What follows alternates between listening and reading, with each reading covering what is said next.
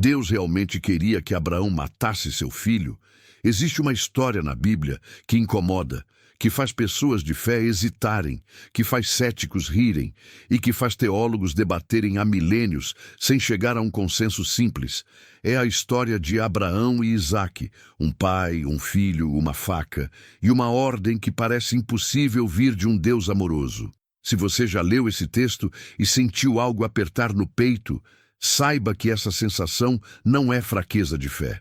É a sua consciência funcionando perfeitamente. E o que você vai descobrir até o final desse texto vai mudar completamente a forma como você enxerga essa história. E talvez a forma como você enxerga a própria fé.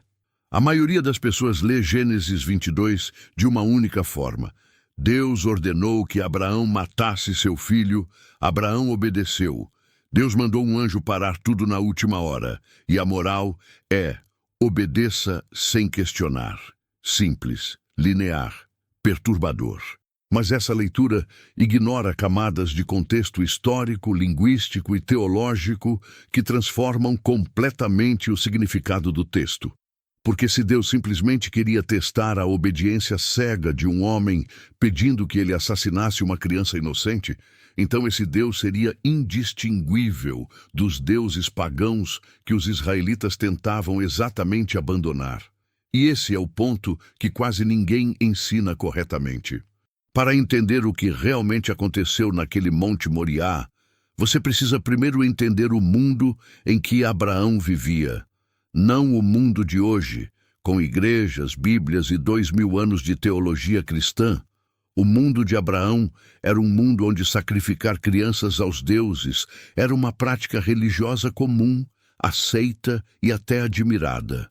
Os povos ao redor de Abraão, os cananeus, os fenícios, os moabitas, todos praticavam o sacrifício de primogênitos como forma de demonstrar devoção máxima às suas divindades. Era o ápice da entrega.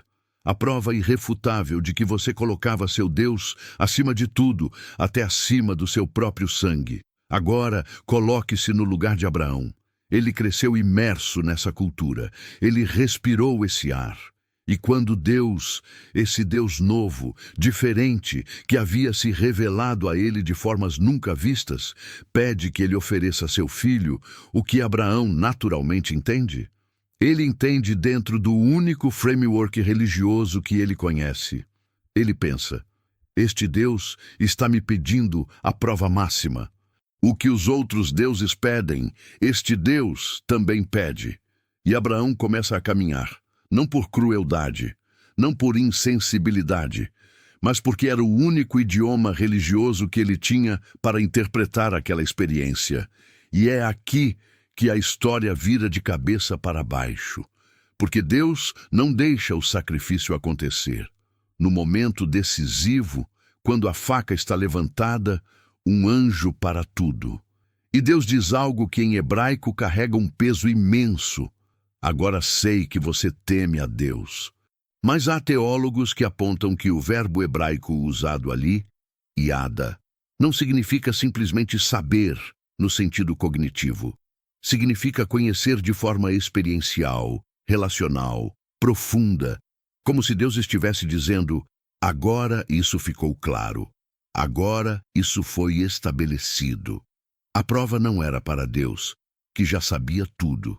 A prova era para Abraão e para todos que viriam depois. A verdade que esse texto carrega não é uma celebração da obediência cega.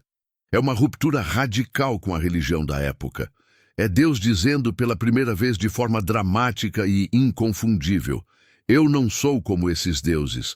Eu não quero o sangue dos seus filhos. Eu não me agrado de morte inocente. Esse tipo de Deus que exige que você destrua o que mais ama para provar que o ama. Esse não sou eu. O carneiro preso no arbusto não foi um detalhe conveniente. Foi uma declaração teológica.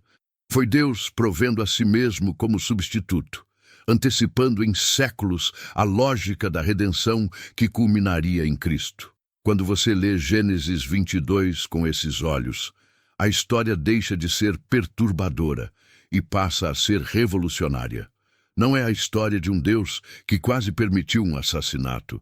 É a história de um Deus que entrou na linguagem e na cultura de um homem para subvertê-las por dentro, que usou o maior medo de Abraão para revelar o maior amor, que permitiu que o pai chegasse até o limite para que nunca mais, nem Abraão, nem nenhum de seus descendentes, pudesse confundir o Deus de Israel com os deuses que devoram filhos.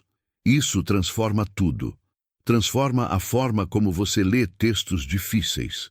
Transforma a forma como você enfrenta suas próprias provações, aqueles momentos em que parece que Deus está pedindo algo impossível, algo que vai contra tudo que você ama.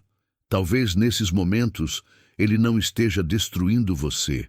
Talvez esteja te levando até o limite para revelar algo que só pode ser visto de lá de cima.